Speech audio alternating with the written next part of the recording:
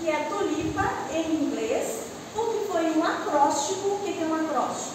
É quando você pega uma palavra e que cada letra representa uma coisa, uma pequena frase, uma pequena expressão, para ficar mais fácil de você memorizar.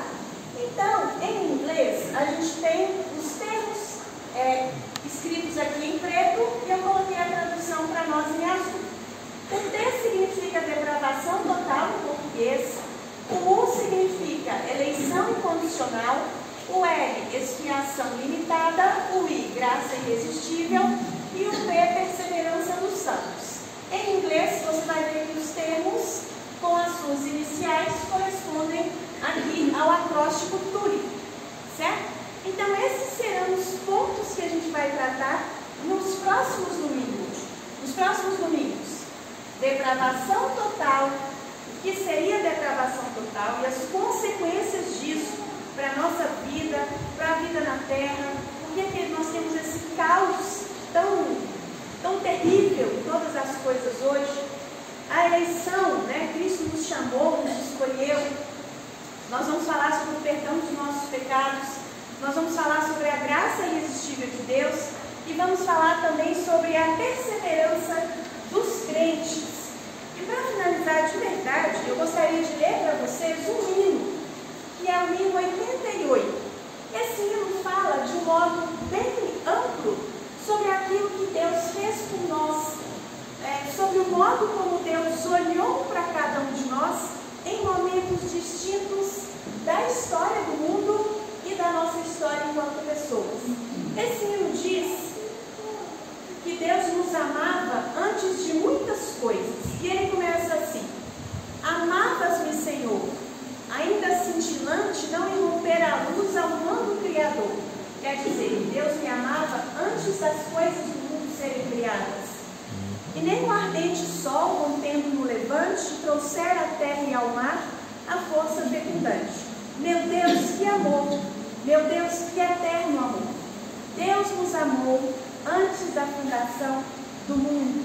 Segundo verso: amavas-me, Senhor, também quando imolado, por mim sofreu na cruz o meio criador, o Santo de Israel, o teu cordeiro amado, levando sobre si a culpa do pecado. Meu Deus, que amor! Meu Deus, que antigo amor! Deus nos amou antes da fundação do mundo. Deus nos amou quando Cristo foi crucificado pelos nossos pecados. Dá vontade de chorar por essa graça maravilhosa. Continuando: amavas-me, Senhor, quando atingiu o meu peito o Espírito de luz, o meu Consolador. Quando nós fomos atingidos pela salvação, pela graça, quando o Espírito Santo passou a habitar os nossos corações. E com tesouros mil de teu favor perfeito, trouxe à minha alma a fé em que hoje me deleito. Meu Deus, que amor! Meu Deus, que antigo amor!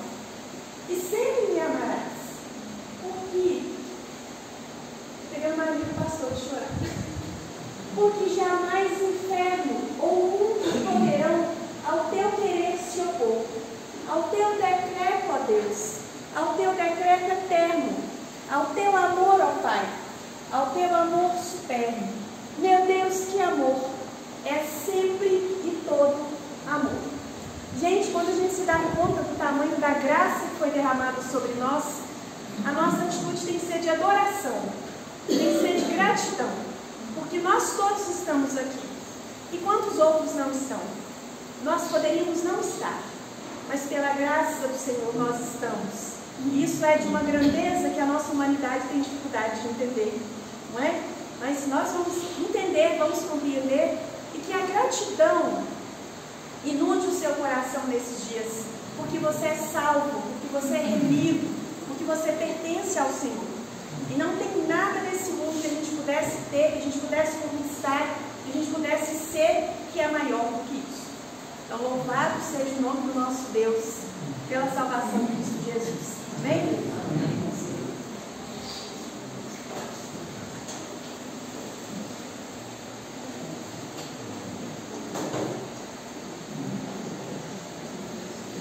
Bom dia. Bom dia. Que bom.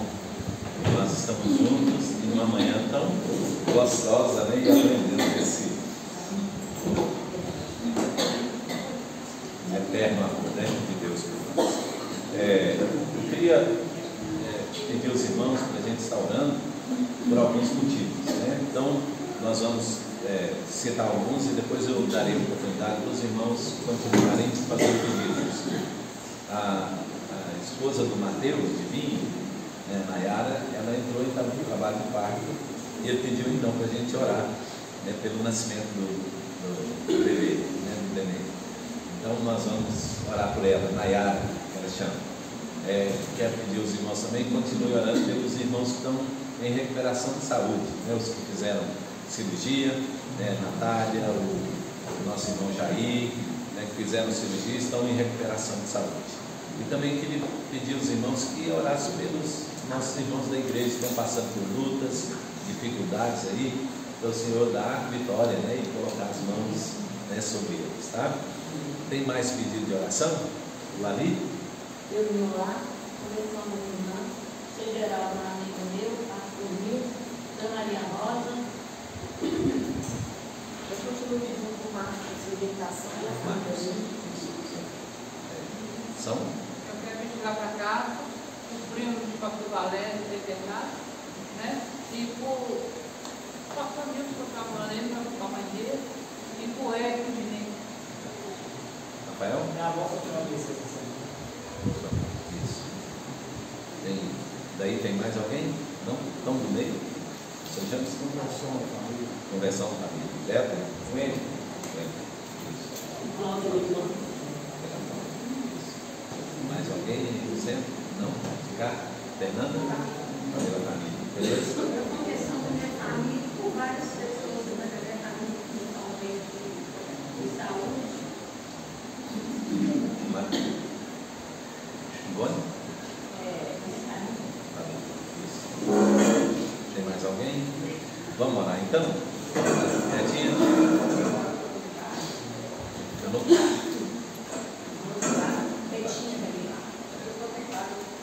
Vamos orar. Então tá, vamos então orar e logo depois da oração nós vamos separar, né, para o estudo da lição. Quero mais uma vez agradecer a Deus pela vida da Nilza. Hoje ela está completando mais um ano de vida, né? Então nós vamos louvar o Senhor mais uma vez pela vida dela. Vamos orar então? Pai, nós queremos, Senhor, em nome de Jesus, chegar novamente, Senhor, diante do Teu trono de graça. O Senhor falou a Deus que o altar da oração é diante do trono, Pai, de onde saia, Deus, todos os comandos, ó Pai, para o universo e de maneira especial, Senhor, para a vida dos Teus filhos, Pai.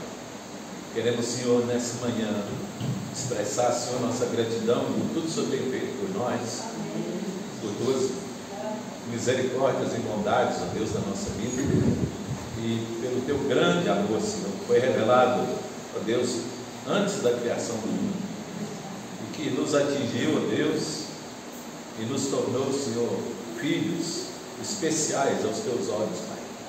E por isso, Senhor, é da Tua vontade, Senhor, abençoar Teus filhos. Por isso nós chegamos diante do Teu trono, Pai, clamando, Senhor, por Tua misericórdia, Tua bondade na vida dos nossos irmãos que foram citados aqui.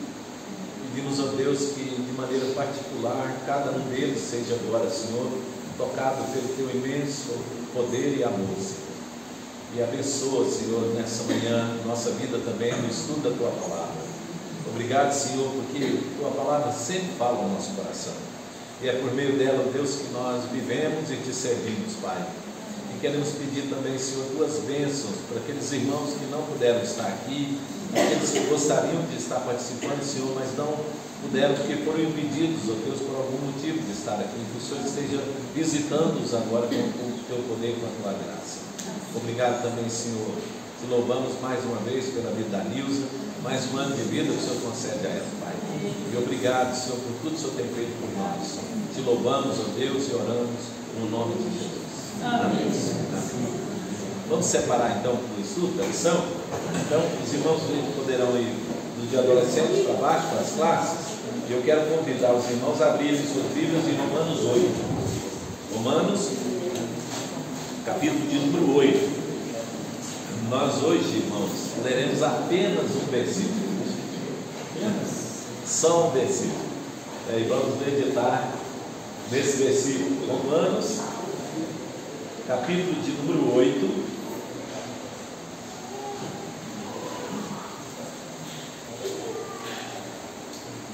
Só o versículo 18. Romanos 8, 18.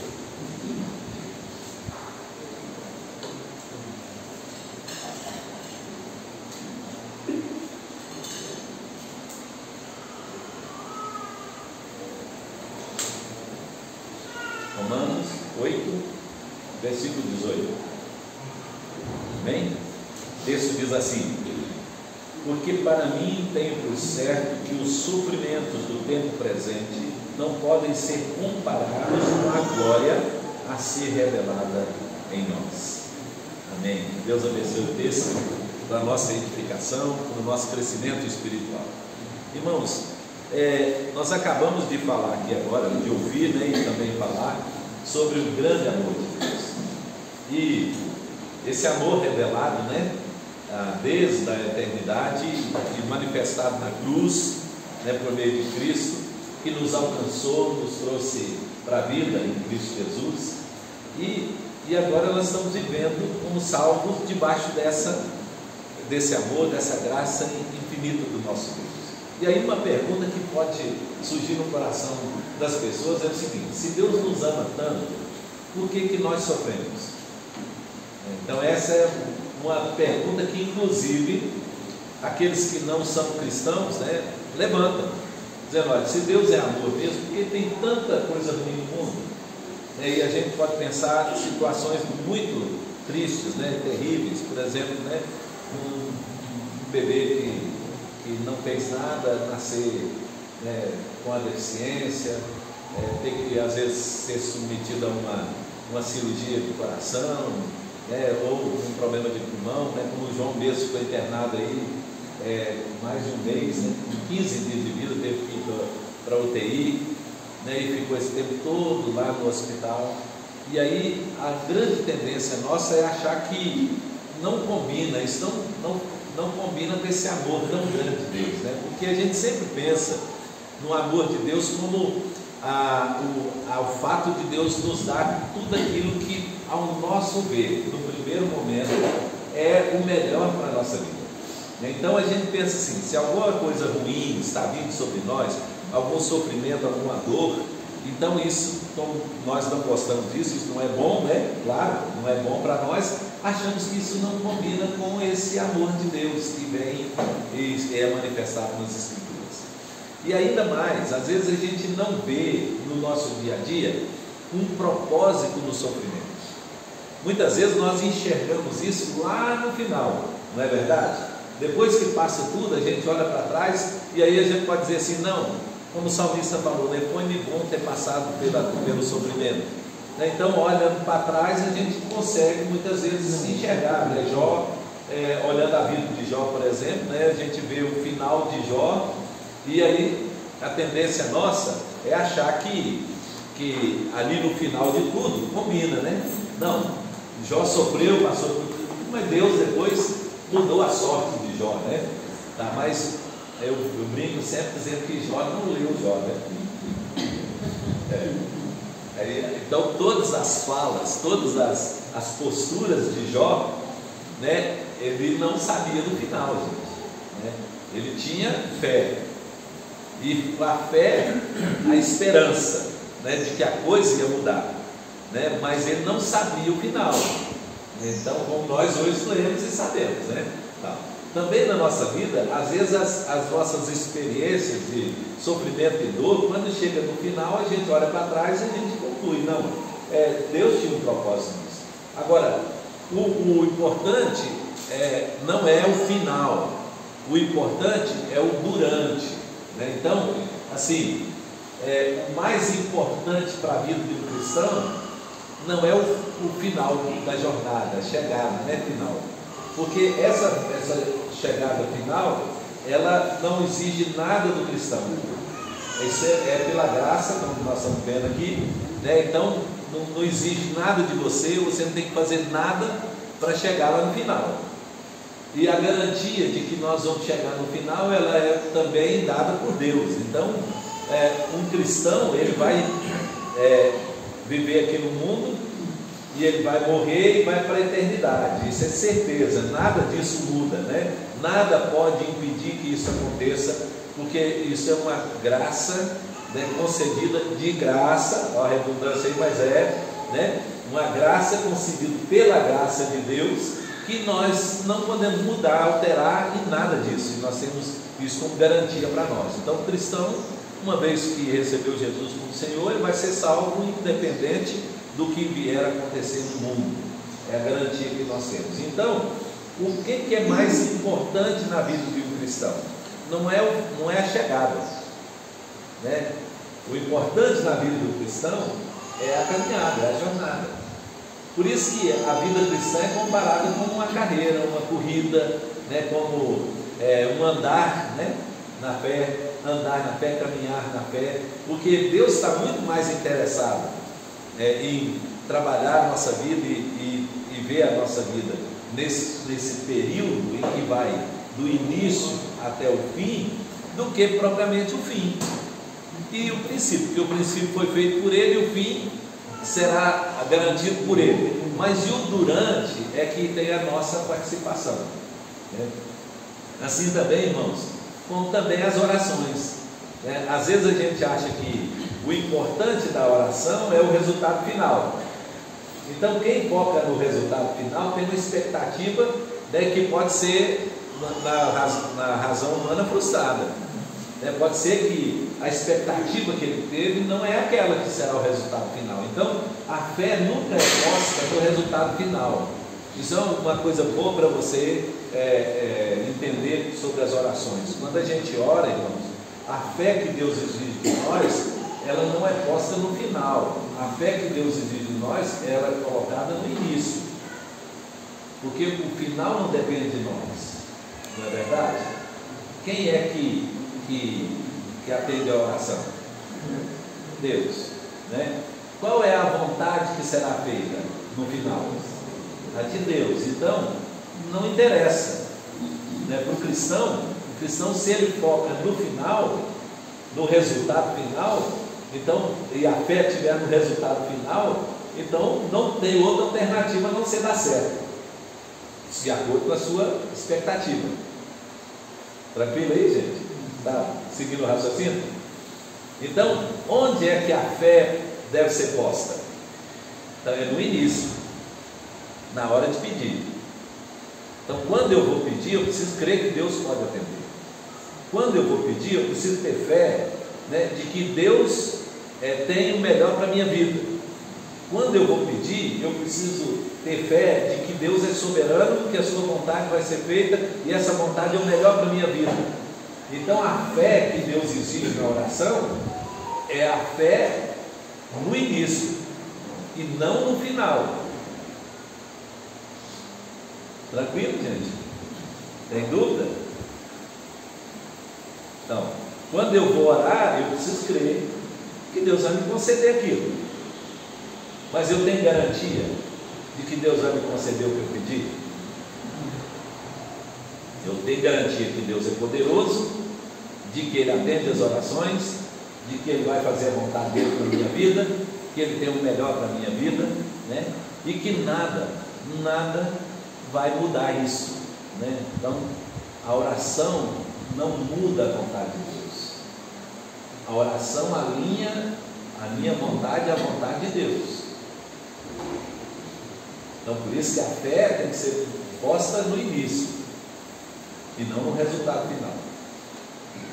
Muita gente pôs a fé no resultado final e se frustrou, né? Porque pediu uma coisa e acreditou que ia fazer aquilo, até determinou, não, já está determinado, né? Deus, eu creio que Deus vai fazer isso desse jeito e depois dá errado. Quando dá errado, aí como é que fica a situação?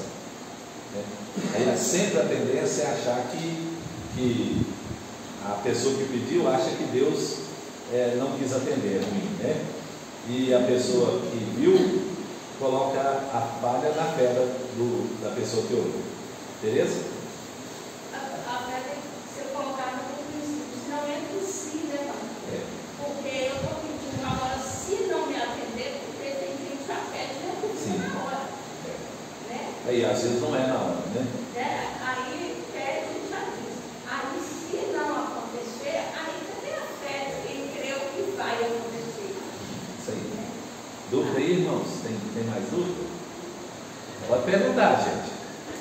Por isso que ele fala a oração move o coração de Deus, mas a intenção do Pois é, início, mas né? isso não é bíblico, né, gente? Nós temos um monte de declaração evangélica, né, que não faz parte da Bíblia, né?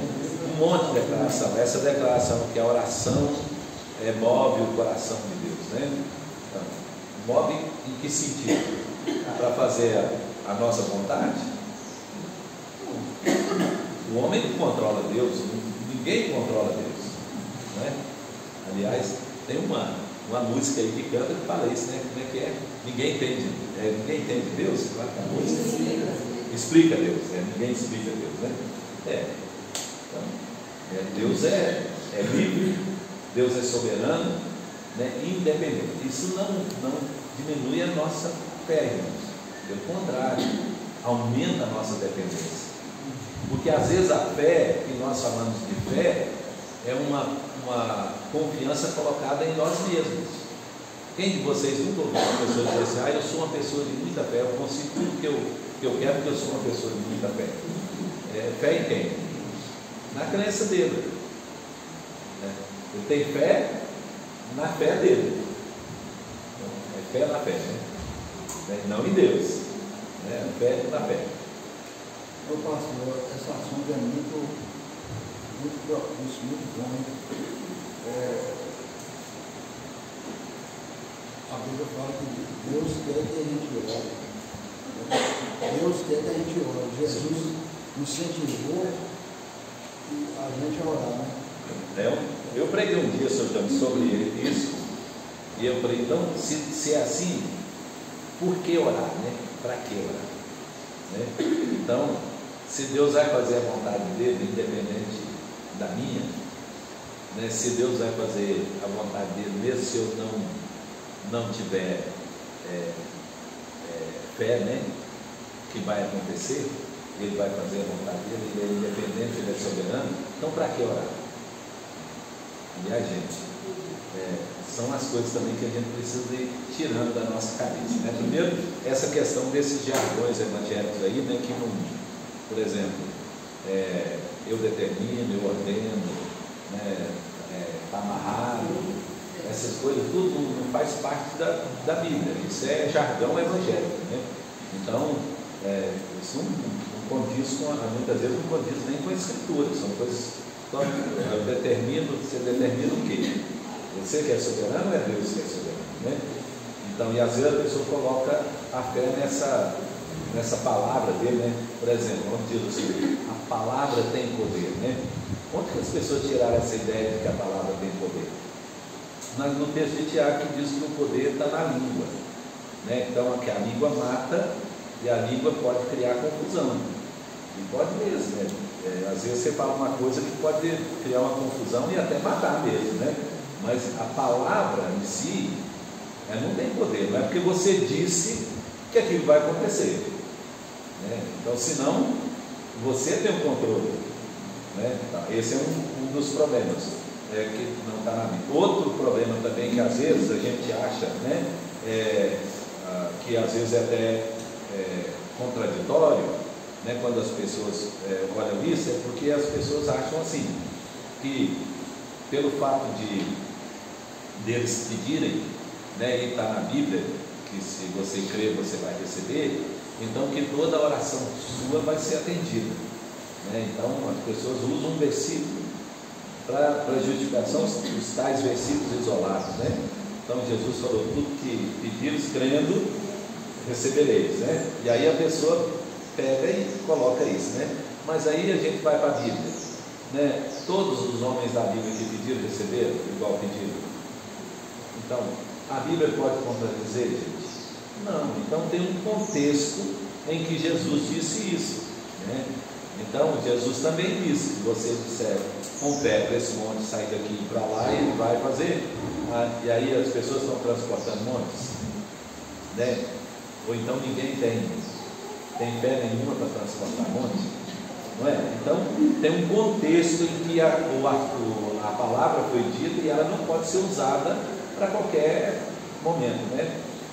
Por exemplo, né, a gente às vezes acha que, e isso também está no meio evangélico, essa ideia, né, de que o crente, e só o crente é que experimenta milagre, porque milagre é resultado da fé, não é?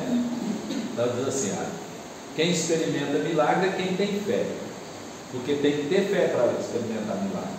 Isso também não é verdade, né? Quantos eram os leprosos que foram até Jesus para ser curado? Quantos foram curados? Quantos tinham fé? Então, alguém experimentou milagre sem ter fé, não é? Então, porque o milagre não está condicionado ao homem, novamente, o milagre está condicionado a quem? A Deus e à vontade dele, né? Então, assim, essas coisas, a gente precisa esclarecer essas coisas para a gente caminhar dentro daquilo que é o propósito de Deus, a vontade de Deus, e não dentro daquilo que normalmente as pessoas usam, né, e dizem. E o cristianismo, especialmente o cristianismo evangélico, né, nos últimos anos tem sido influenciado muito, mas muito mesmo, por pensamentos de outras religiões, né? Por exemplo, tem uma tal da fé positiva, né, em que você determina as coisas e ela vai acontecer. Está na sua mão dizer isso, né? Isso está dentro do grupo grande de igrejas evangélicas, né? Aí chamadas evangélicas, né? Essas igrejas neopentecostais como Universal, Mundial, da Graça, Verbo da Vida. Então são um monte de igrejas que estão dentro dessa linha da fé positiva. Não basta você determinar com fé que vai acontecer, né? Isso não é bíblico, isso é heresia, está dentro, né, da visão às vezes de cristão, né, crente, que tem essa influência dessas palavras, dessas posturas, né? Seu James? Interessante que eu não sei como que é a situação do incrédulo, mas é claro que Deus governa a vida da gente e é aí que eu acredito que está no controle de tudo. Porque o propósito de Deus, ele é constante nessa vida, né? E acontece coisas com a gente que a gente fica impressionado. Como que pode ter acontecido algo assim, né? E às vezes aflições, decepções, algum tipo de contrariedade, sofrimento e tal. E Deus está agindo sem a gente perceber, como você falou, no futuro a gente vai entender. Né? Sim. E é o assunto da nossa lição, Sr. James, hoje, né? Então essa introdução que nós fizemos aqui foi só para a gente alinhar o pensamento, tá? Agora nós vamos entrar nisso, Sr. James, né? Então, é incomum um cristão passar por sofrimento? Então, é algo contrário ao amor e à graça de Deus, né? Então, porque a gente, olhando o texto aqui, Paulo disse assim, que os sofrimentos do tempo presente que nós estamos passando não pode se comparar à glória que está para ser revelada em nós. Então, veja, Paulo está dizendo o seguinte, que nada que você pode pegar de sofrimento aqui pode ser usado para comparar com a glória, porque a glória que vai ser revelada em nós é muitas vezes maior. Então, se o nosso corpo físico, ele passa por dificuldades, problemas e enfermidades e dores, etc., isso não pode ser usado para comparar com a glória. Em que sentido?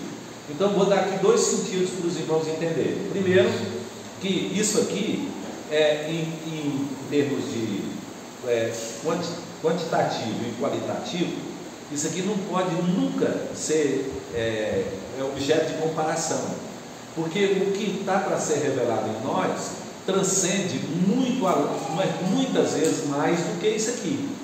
Isso aqui é nada em relação a tudo aquilo que Deus tem revelado, que vai ser instalado em nós, vai ser colocado em nós. Então é nesse sentido. Segundo, também não é aquela ideia de compensação. Veja bem, não é porque eu estou passando por situação, eu vou receber lá. Então você diz assim, não fica triste não, você está passando por lutas, dificuldades, mas lá no céu não vai ter nada disso. Está percebendo a ideia dessa comparação, né? Usa essa comparação como se fosse uma forma de consolo e conforto para o sofrimento, dizendo assim, não, você está sofrendo aqui, mas lá no céu você nunca vai sofrer mais, lá vai ser muito melhor. Então você pode contentar com o sofrimento, porque você vai ter uma compensação maior, né? Aliás, essa foi a pergunta de Pedro, né? Pedro virou para Jesus e disse assim, Senhor, nós abandonamos tudo para o Senhor, o que vai ser de nós? Né? Aí a ideia é essa, né? Não, vocês vão ser recompensados. Então a ideia de uma compensação futura pelo que nós estamos sofrendo tira de nós o propósito do sofrimento, entendeu? Aí o sofrimento vira uma causa de um efeito futuro, né? Ou seja, eu estou passando agora para depois receber mais. Então você tem um prejuízo agora e você terá um lucro no final, entendeu? Então essa ideia, irmãos, essa ideia é masoquista, né? Uma ideia que não é bíblica, porque Deus tem um propósito em todo sofrimento, Deus tem um propósito em tudo que acontece na nossa vida. Se a gente fixar os nossos olhos nessa compensação, o que acontece? A gente vai ficar sofrendo e angustiado e revoltado por estar sofrendo, mas com a esperança de que nós vamos receber uma compensação lá no final, né? E aí a compensação seria o seguinte: o sofrimento aqui produz para você um tesouro que você vai receber lá. Então melhor é sofrer, quanto mais sofrer melhor, né? Essa foi a ideia de um grupo que surgiu desde a época apostólica, né? Um pouquinho depois da época apostólica, chamado gnosticismo, que você tem que matar a matéria, porque o que importa é o espírito, e quanto mais você mortificar a matéria, mais elevado vai ser o seu espírito. Tranquilo aí? Pergunta? Observação? Não? Podemos seguir? Tá. Então, qual é o propósito de Deus permitir que a gente passe por lutas e dificuldades aí? Então, primeira coisa que a gente precisa dizer é que o sofrimento e a luta ela é comum a todos os homens. Então, não quer dizer que só crente passa por sofrimento, não é? Então, embora muitas vezes o crente ache que o sofrimento dele é maior do que o dos outros, né? E há casos em que o sofrimento de um crente é maior do que de um ímpio, uma pessoa que não crê, mas a ideia é que o sofrimento faz parte da vida do ser humano. O sofrimento entrou no mundo por causa do pecado, e quando Deus nos perdoou os pecados, Deus não tirou as consequências do pecado da nossa vida, né? E elas vão estar na nossa vida. Então o crente vai ficar doente, crente vai ter a casa assaltada, crente vai sofrer acidente, né? Crente vai às vezes ser preso, maltratado, né? Por causa do nome de Cristo. Então isso não é algo incomum. Jesus até prometeu que nós íamos passar por isso. Ele disse, vocês vão ser afligidos, maltratados, perseguidos, né? Por causa do meu nome. Jesus falou também que no mundo nós teríamos aflição. Então isso é algo que é comum à humanidade. Então veja, vamos voltar à proposta anterior. Se houvesse uma compensação pelo sofrimento, se a ideia fosse essa, né, de ter uma compensação pelo sofrimento, o ímpio também teria que receber essa compensação, e não só o crente, porque ele também sofre, não é? Então, está vendo que não é essa ideia de, né, sofreu e tem uma compensação lá no futuro? Não é essa a ideia de Deus, porque senão Deus teria que fazer com todos, tanto com o crente como com o não crente, porque ambos sofrem. Tranquilo aí? Só perguntar. Júlio.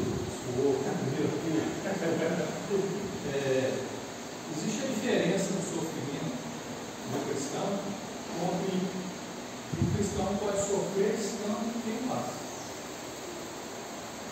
Então a ideia não é, então a diferença não é no sofrimento, mas é na postura do sofrimento. Na postura, sim, nós vamos até falar isso um pouco mais aqui. Na postura, a atitude que o crente toma diante do sofrimento e a condição que ele sofre é diferente, mas o sofrimento não. Uma pessoa tem câncer, não crente. O crente também tem câncer. Então, não é? E não é, gente, olha, veja, nem o sofrimento é falta de amor de Deus e nem a cura é manifestação do amor de Deus. Por quê?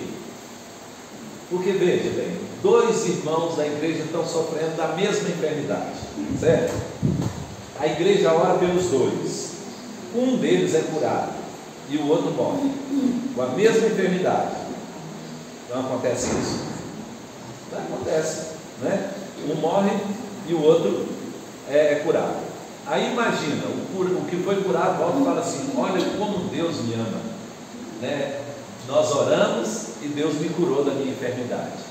E o outro irmão que morreu, né? Deus não ama aquele irmão porque ele não foi curado? Viu? Então, o foco, novamente, vou voltar. O foco tem que estar onde? No propósito. Qual é a intenção de Deus naquilo? E não no sofrimento. Se nós focarmos os olhos no sofrimento, nós vamos querer achar uma justificativa para o sofrimento a parte da vontade de Deus. E aí não há justificativa. Porque todo mundo sofre. Mais pergunta aí, gente? Não? Sobre o sofrimento, então assim, o tipo de sofrimento, porque às vezes tem sofrimento que é consequência do comportamento da pessoa, ou de erros da pessoa, ou, vamos dizer, por percepção da minha fé em Deus. Mas aí o propósito é eu tendo a consciência no caso do propósito, com a consciência da vontade do que Deus pode produzir naquele sofrimento. Sim. Ou qual era a intenção de Deus ao permitir o sofrimento, né? Então, nós temos 3 fases, né? A primeira fase é como Deus permitiu, né? Por que Deus permitiu, qual o propósito de Deus. A segunda é como Deus age no sofrimento que nós estamos vivendo. E a terceira é qual o resultado final daquele sofrimento. Pastor, eu não poderia, por exemplo, imaginando que esse sofrimento que eu passo, que tem um propósito, e que foi assim, provocado pela vontade, com a permissão de Deus, com um propósito, assim, com uma perseguição por causa da minha fé.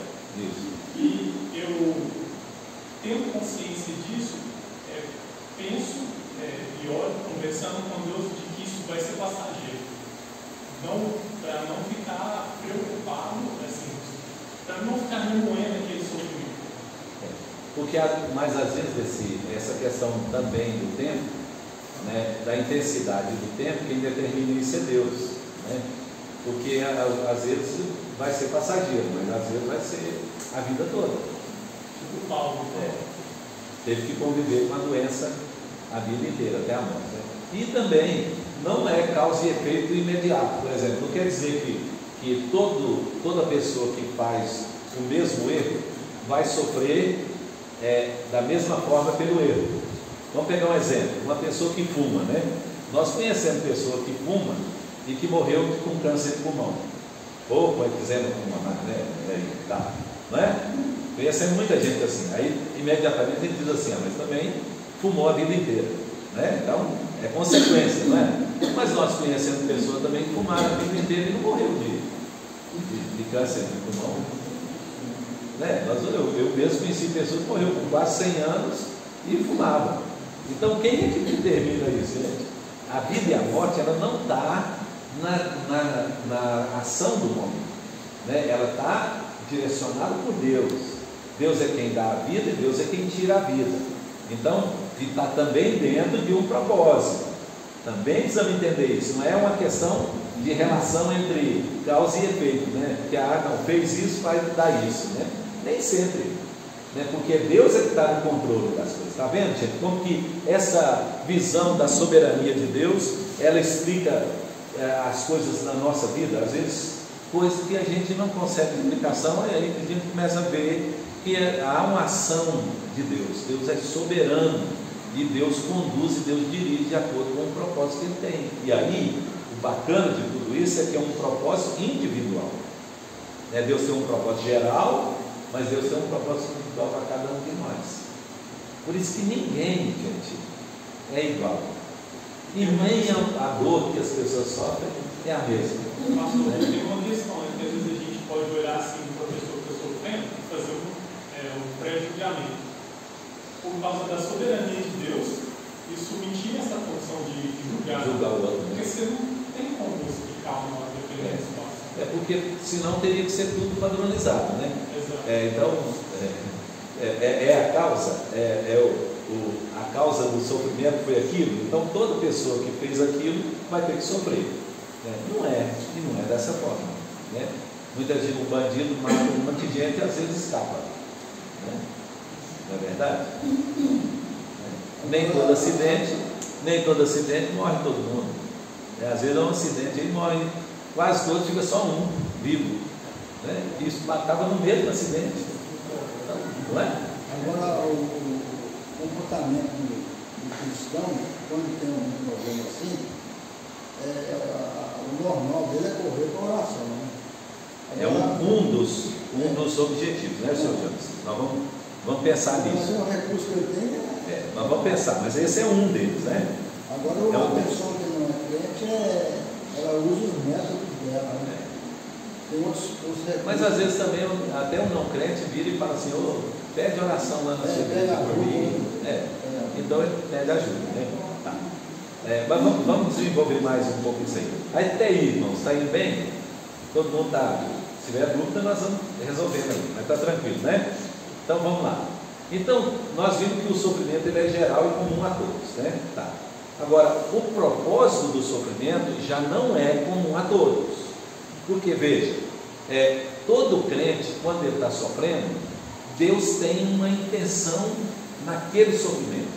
Por isso, irmãos, que o sofrimento do crente é diferente do sofrimento do não crente, embora ele seja igual na forma, né? O que está passando possa ser igual, mas o propósito de Deus é diferente para o ímpio e para o crente. Como que é diferente? Então, para o ímpio, o sofrimento pode vir como uma consequência dos erros e às vezes até por uma ação permitida por Deus como punição. Para o ímpio, Deus pode permitir que venha uma coisa na vida do ímpio para castigá-lo pelo que ele está fazendo de errado, para impedir que ele cometa mais erros, para impedir que ele faça uma coisa com uma pessoa inocente. Então, por exemplo, às vezes a pessoa vai estar afligindo, né, um crente, ou está afligindo alguém na casa, né, um cara mau que está fazendo. Deus pode permitir acontecer alguma coisa com ele para parar com isso, para coibir o mal, né? Isso faz parte do que nós chamamos de providência divina. Então, da graça comum de Deus, Deus pode impedir que o ímpio faça um mal, deixando vir um mal sobre ele, para controlar, para segurar. É que se o cara vivesse solto, o ímpio, o que ele podia fazer, gente? Não é? Pensa aí, um cara igual o Hitler, que matou 6 milhões de pessoas pelo menos, né? Então imagina, se ele não fosse freado, não houvesse um freio, ele podia acabar com a humanidade. Não é? Então Deus deixa às vezes um sofrimento para poder limitar a ação. Vamos pegar um exemplo bíblico. Lembra de Herodes que mandou matar Tiago? Depois Deus botou um verme para comer os pés dele, lembra? E ele ia matar Pedro. Pedro foi livre da prisão, mas ele ia matar Pedro, e Deus colocou um verme lá para poder comer ele, para ele não fazer. Então Deus impediu que acontecesse. Outros casos, Deus às vezes mandou um anjo para impedir que a coisa acontecesse. Então, Deus tem um propósito em todas as coisas, mas o propósito de Deus para a vida do crente é diferente do propósito de Deus para a vida do ímpio. Então, vamos pensar, o propósito de Deus na vida do crente nunca é punido pelos erros que ele comete. Então, nunca nós podemos pensar, e aí tira isso da sua cabeça, viu, gente? Nunca nós podemos pensar assim, que eu estou sofrendo por causa do pecado que eu cometi. Por quê, gente? Porque isso anula o sacrifício de Cristo. Entenderam? Então, quando uma pessoa diz assim, você está passando por isso porque você fez isso e isso errado, né? Então, olha aí, gente, quer ver? Não pode dizer essas coisas sem olhar o todo, não é? Então, parece lógico? Parece. A crente está fazendo uma coisa errada, Deus está punindo o crente, castigando ele por isso. Parece ser natural, né? Parece ser lógico, não parece? Só que isso quebra e inutiliza o sacrifício de Cristo na cruz. Pois se Cristo sofreu pelo seu pecado, você precisa sofrer por ele também? Então, de que valeu o sacrifício de Cristo na cruz? Eu não tive nem pecado. Entendeu? Então essa fala, ela não pode, esse pensamento não pode estar no coração do crente, viu, gente? Nem na cabeça, nem no coração do crente. E às vezes pessoas dizem isso, né? Tem pessoa que vira para o crente e fala assim, você está passando por isso, é porque você deve estar em pecado. Já ouviu isso, não já? Muitas vezes, né? Então, tá vendo, gente? Olha, quando a gente aprende, né, as doutrinas bíblicas, elas são a base para a formulação das nossas posições. Então, nós temos posições com base nas doutrinas que a Bíblia revela. Então, veja, se eu precisar sofrer por um pecado que eu cometi, se eu tiver que pagar o pecado que eu cometi, então, meu irmão, de nada adiantou o sacrifício de Cristo na cruz. Né? Outra coisa, a pessoa vira e fala assim, deixa a Tereza falar, porque o assunto vai prosseguir. Não, pastor, nós temos que que nossos pecados tem consequências. Sim, pecados têm consequências, né? Mas pecados não é castigo, sofrimento não é castigo de Deus pelo pecado. A gente pode esquecer que tem consequências. Tem. Então, a pessoa que matou, mesmo sendo crente, vai para a cadeia. Né? Às vezes ele mata por já aconteceu, né? Uma pessoa até contou aqui que o Júlio contou, né, de um filho que matou o pai, né? E aí ele foi absolvido porque foi em legítima defesa, né? Mas pode acontecer num crente, vamos imaginar, né?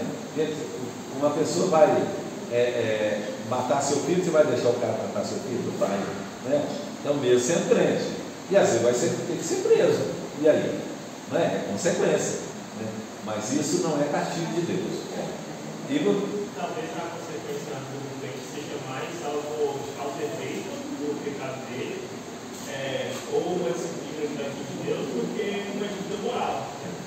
Pois é, aí a gente, é bom você falar isso, Igor, porque dentro do propósito de Deus, às vezes Deus permite uma consequência ruim para levar ao que? Ao arrependimento.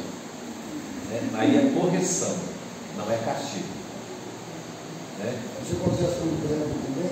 Não, aí o incrédulo é diferente. Quer dizer que o sofrimento não leva o incrédulo a crer em Deus. Não, melhorar não, nunca, né? Porque senão o Espírito de Deus perde a função. Não é o Espírito que convence o homem do pecado, do juízo, não é o Espírito Santo que converte o coração do crente. Então, se uma pessoa por sofrer convertesse, então o Espírito Santo perdia a ação, né? Então não é a obra do Espírito Santo. A conversão é pelo sofrimento, né? E outra, todo que se converter, todo que sofresse iria se converter no final. E não vai. A gente sabe que tem muita gente que sofre no tempo, né?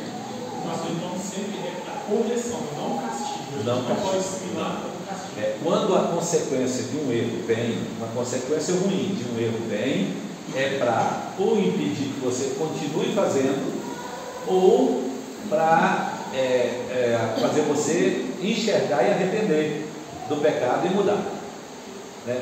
Vou dar dois exemplos, né? Vamos pegar dois exemplos aqui. Vamos pegar o exemplo de Davi, né? Então, Davi cometeu o pecado com Batseba, né? Aí a mulher engravidou, lembra? Nasceu um menino, e aí o menino adoeceu. Então, aí Davi não estava nem preocupado com aquilo. Passou, olha, veja, desde o tempo em que houve o pecado, até que a criança nasceu e adoeceu, passou no mínimo 10 meses. E Davi não arrependeu, não fez nada daquilo. Então o que Deus fez? Deus permitiu que a criança ficasse doente. E aí a doença moveu o coração de Davi. Aí o profeta Natan visita Davi e o repreende. E Davi cai de joelho no chão e arrepende do pecado e pede perdão. Então, às vezes, uma consequência ruim que vem na nossa vida é para que o nosso coração se quebre e a gente busque a Deus, mas não é castigo de Deus, é para produzir arrependimento. E aí a Bíblia diz que tanto a mão de Deus produz arrependimento, como a bondade de Deus produz arrependimento. É as duas coisas. Tem muita coisa nós estamos falando de Deus.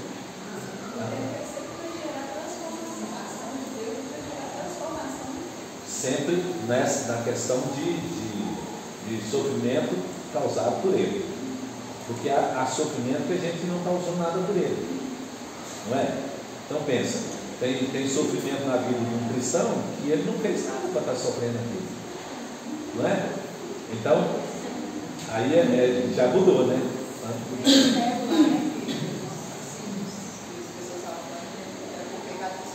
Ele nasceu cego. Aí perguntaram, foi ele que pecou, né, para que nascesse cego? Ou foi os pais que pecaram, né?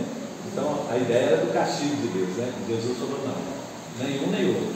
Foi para que nele fosse revelado o poder de Deus, a glória de Deus, né? O versículo de Pedro resume isso, que diz que tem motivo de alegria passar na aprovação. Sim, Tiago fala. Tiago 1, 2 e 3. Resume isso também. Tem mais pergunta aí? Estamos caminhando, gente. São. E eu vejo quando a gente também está muito empolgado Deus permite a gente chegar mais perto também, né? Aí Deus pode permitir um sofrimento para aumentar a nossa dependência dele e crer nele, né? Que é que o Senhor João falou, né? Quando vem a dor, a gente ora mais, né? Ora muito mais, né? Quando a coisa está ruim do que quando a coisa está muito boa, né? A Bíblia fala algum motivo por que esse processo é tão intensificado nesse tempo que a gente está vivendo, porque imagina que quando a gente chegar agora, todos os problemas do nosso coração vão ser resolvidos. Então, claro que eu quero que Deus faça o processo hoje, mas o que a Bíblia fala como hoje que a gente passa por um processo de identificação já nesse tempo da eternidade? Sim, pois é, e mais ainda, uma pergunta. Assim, a Bíblia deixa claro assim, que os dias eles vão piorando, né? Então, essa ideia de que o mundo vai se tornar melhor, essa ideia é furada, né? Então, tem 2000 anos aí que nós estamos vendo isso aí, depois de Cristo para cá, que está cada dia ficando pior, né? Cada dia o mundo está ficando pior. E vai intensificar mais, né, nos dias da volta de Cristo. Então, quando Cristo for voltar, então haverá um período com muito mais intensificação de sofrimento para o crente, né, para o crente, um período muito maior de sofrimento, que a Bíblia chama de grande tribulação. Então, vai intensificar. Aí, no final de tudo, né, então a igreja será tomada para que a igreja não experimente o juízo de Deus, né? E aí, então, há uma esperança, né, de um tempo, né, em que tudo isso vai cessar, né? E esse tempo é quando Cristo voltar. Mais perguntas, gente? Não? Então, vamos pensar. Então, é comum a todos, né? Outra coisa que nós aprendemos aqui, o sofrimento não converte ninguém, né? Deus não castiga crente por causa do pecado, então o sofrimento não é castigo de Deus, né? E aí, para terminar, para a gente voltar na aula seguinte, que não saiu do versículo, né? Então, Deus está interessado justamente na nossa postura diante do sofrimento, né? Então, por isso Deus permite. Por quê? Porque Deus tem um propósito no sofrimento da nossa vida. Então, por que Deus tem um propósito? Porque senão o sofrimento seria uma coisa incomum. Você pensa, já que ele não é castigo, né? Já que ele não tem como propósito converter ninguém, né? Já que ele é comum a todas as pessoas, se Deus não tivesse um propósito no sofrimento, para que sofrer então? Né? Então não fazia sentido, não é verdade? Então, eu não vai me melhorar, né? Eu não vou me converter por causa disso, né? Não vou ser transformado pelo sofrimento. Eu passo por sofrimento, o ímpio também passa, então não tem diferença nenhuma de sofrer o crente e o não crente, né? O sofrimento não é castigo de Deus para a nossa vida, pelo pecado. Então não teria sentido nenhum. E aí então nós vamos entender que Deus tem um propósito no sofrimento. E esse propósito no sofrimento, irmãos, ele vai muito além, olha, presta atenção nisso, ele vai muito além daquilo que nós conseguimos enxergar no primeiro momento. Então, quando a gente começa a sofrer, irmãos, quando a gente está começando a sofrer, a gente começa a achar que aquilo não pode fazer parte da nossa vida, porque a gente não consegue entender no princípio o sofrimento. Então, nós precisamos da graça de Deus para a gente entender. E aí eu quero terminar mostrando isso na vida de Paulo, na questão do início lá da vida de Paulo. A Bíblia fala que Paulo teve revelações, e ele mesmo disse, revelações muito grandiosas, além dos outros apóstolos. E a gente sabe que é verdade, porque Paulo escreveu 13 cartas, não é? Então as revelações que Paulo teve em quantidade foi muito superior aos outros, né? O que escreveu mais depois de Paulo foi João, que escreveu o Evangelho, as 3 cartas e o Apocalipse, mas Paulo escreveu 13 cartas. Então Paulo teve uma revelação de Deus muito maior do que os outros apóstolos. E aí Paulo diz assim, que essas revelações que ele recebeu poderia produzir nele algo que não é da vontade de Deus, que era ele achar que ele era melhor do que os outros. Quer dizer, bom, eu sou uma pessoa especial porque eu tive uma revelação maior do que os outros. E aí havia um risco de Paulo de se ensoberbecer, de orgulhar-se daquilo. E orgulhando, acabaria desprezando os outros, que ia dizer, os outros são menores do que ele. Aí Paulo diz assim, então Deus resolveu agir a meu favor. Gente, isso é uma coisa muito bacana para a gente entender as coisas que a gente está passando na vida. Nada, irmãos, é contra nós. A Bíblia diz, se Deus é por nós, ou já que Deus é por nós, nada será contra nós. Então, mesmo que seja uma coisa ruim, ela não é contra nós, ela é a nosso favor. E aí esse é o primeiro princípio que eu preciso entender do propósito de Deus, é que tudo aquilo que Deus permite acontecer na nossa vida, elas vêm a nosso favor e não contra nós.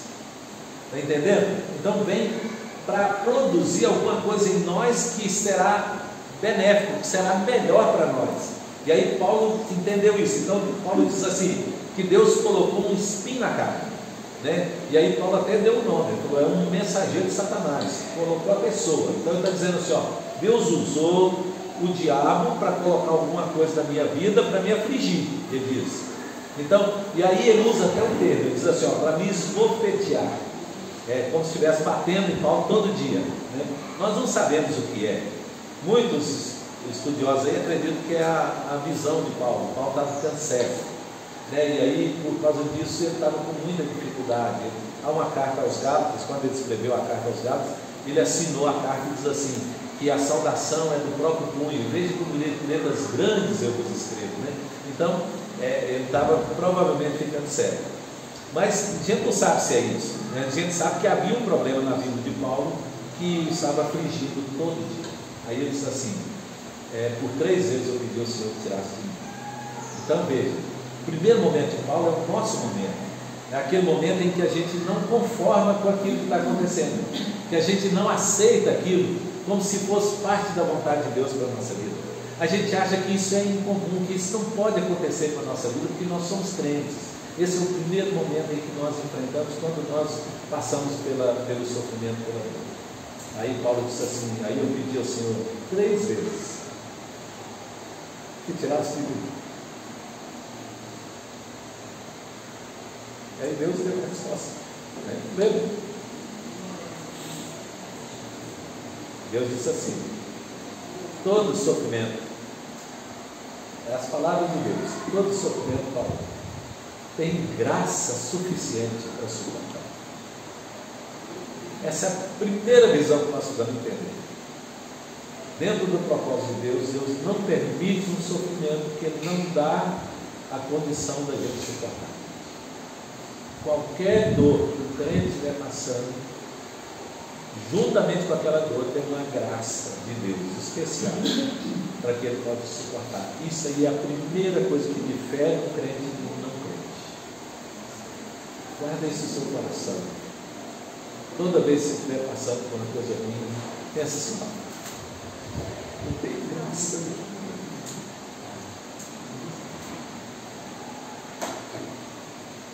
Quem disse isso para Paulo? Foi Deus que disse. Não foi Paulo que concluiu isso não, gente. Foi Deus que disse para ele, Paulo, a minha graça te basta.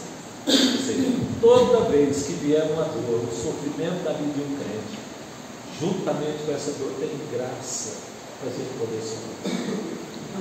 Essa é a primeira lição que a gente precisa entender do propósito de Deus para a nossa vida na dor, no sofrimento. Então, o sofrimento, irmãos, faz parte da vida do cristão.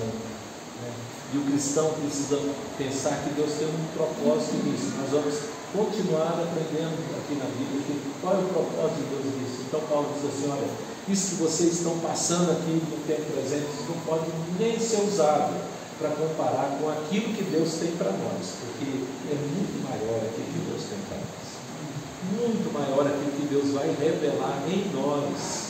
Deus vai revelar em nós, guarda isso, Deus vai revelar em nós. Semana que vem, irmãos, nós vamos continuar aqui no texto. E aí nós vamos ver esse propósito de Deus que está sendo revelado por meio dessa palavra de Paulo. O que Deus tensiona com tudo isso para a nossa vida. Amém? Então, se tiver dúvida, pergunta, guarda para a próxima aula. Nós vamos responder. Vamos ficar em pé, vamos terminar, vamos orar.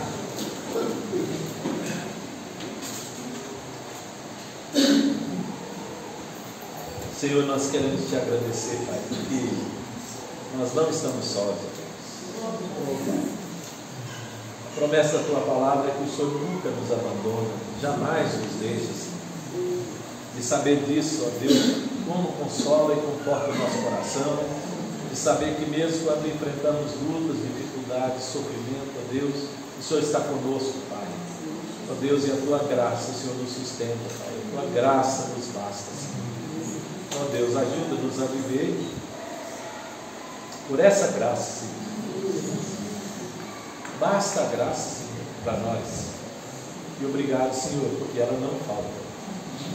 Obrigado, Senhor, porque é nesses momentos que o Senhor está avaliando a nossa vida, Senhor, e nos fazendo crescer mais, e experimentar mais, Senhor, teu poder, tua vontade e a tua misericórdia, Senhor. Obrigado, Pai. Nós te louvamos, Senhor, e te agradecemos em nome de Jesus. E agora, irmãos, que a graça do Senhor Jesus, o amor de Deus nosso Pai e a comunhão do Santo Espírito esteja sobre todos nós, hoje e para todos sempre. Amém. Deus abençoe a todos, tenham um bom dia, boa noite, no culto, se Deus quiser.